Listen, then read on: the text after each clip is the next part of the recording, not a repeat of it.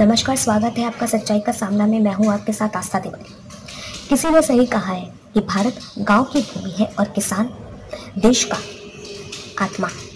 तो वहीं हमारे देश में खेती को एक महान पेशा और किसान को अन्नदाता के नाम की उपाधि दी गई है, जिसका मतलब होता है अन्न देने वाला। जिसका तर्क निकलता है कि हमारे देश का किसान बहुत ही सुख, समृद्ध और खुशहाल है। लेकिन विडंबना तो ये है कि हाल ही में किसानों को अपने हित की लड़ाई लड़ने के लिए सड़कों पर उतरना पड़ रहा है और इस आंदोलन को हवा देती नजर आ रही है विपक्षी पार्टियां। तो ऐसे में सरकार किस तरीके से हमारे देश के अन्नदाता को मना पाएगी? तो वहीं कृषि बिल को लेकर के आखिर इतना विरोध क्यों? क्या है कृषि बिल? किस तरह से हमारे देश के अन्नदाता का गुस्सा शांत होगा? देखिए हमारे साथ ये खास रिपोर्ट।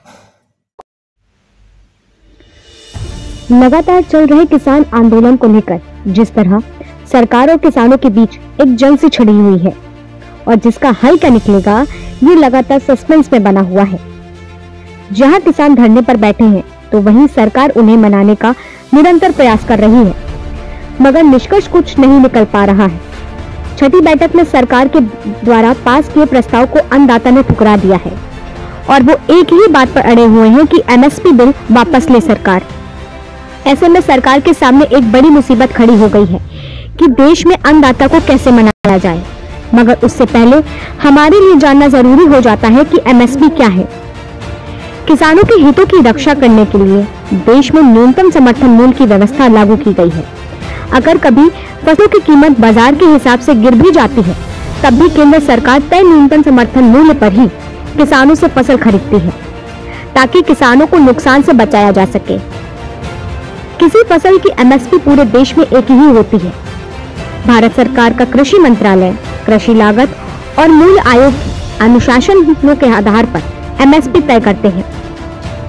इसके तहत अभी 23 फसलों की खरीद की जा रही है। एक अनुमान के अनुसार देश में केवल 6% किसानों को एमएसपी मिलता है, जिनमें से सबसे ज्यादा किसान पंजाब, हरियाणा के हैं और इस वजह से नए बिल का विरोध भी इन इलाकों में ज्यादा हो रहा है।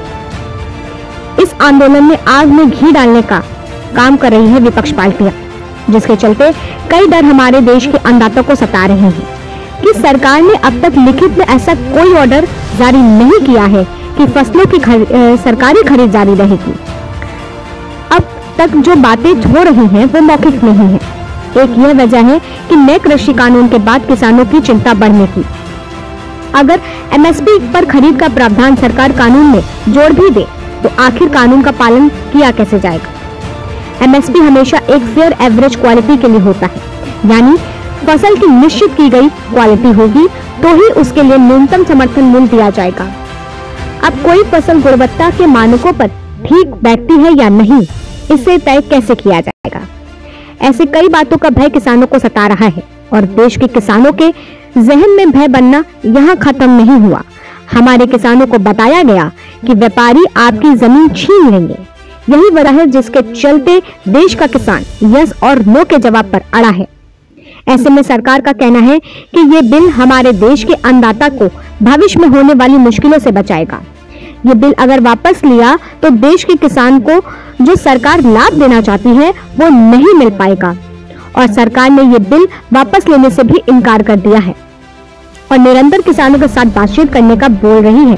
छठी बैठक के पास हुए प्रस्ताव को भी किसानों ने ठुकरा दिया है और सरकार को चेतावनी दे डाली है कि अगर सरकार किसानों की बात नहीं मानती है तो देश का किसान दिल्ली की ओर बढ़ेगा, सभी बॉर्डर को जाम कर देगा, तो वहीं अनशन पर भी बैठेगा।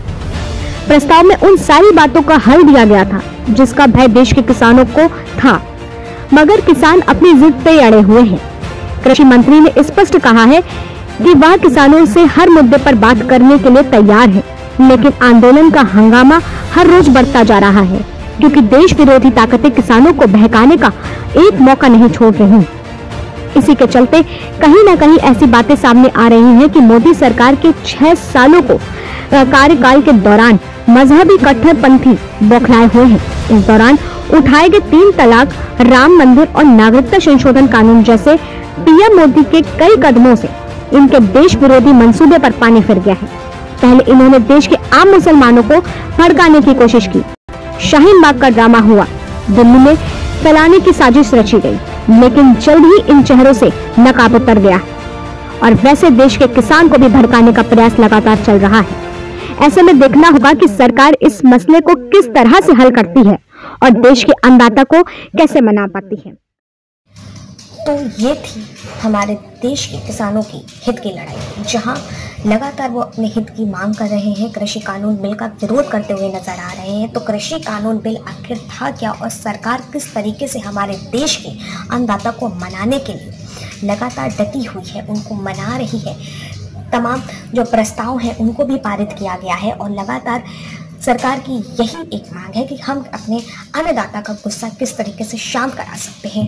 मगर विपक्षी पार्टी का जिस तरह से इसको लेकर के विरोध करना है और इस आंदोलन को हवा देते नजर आ रही है। और कृषि कानून बिल क्या था ये हमने आज जाना, तो आगे देखना होगा कि किस तरीके से सरकार हमारे देश के अन्नदाता को शांत करा पाती है, उनके गुस्से को ठंडा करा पाती है, क्या उनकी मांगें पूरी हो पाएंगी। अब देखना ये होगा और कब हमारे देश का अन्नदाता सड़कों को छोड़ करके अपने खेत खलियान में खुशहाल रह पाएगा। तब तक के लिए देखते रहिए, बने रहिए मेरे साथ और देखते रहिए न्यू राइजिंग इंडिया। नमस्कार।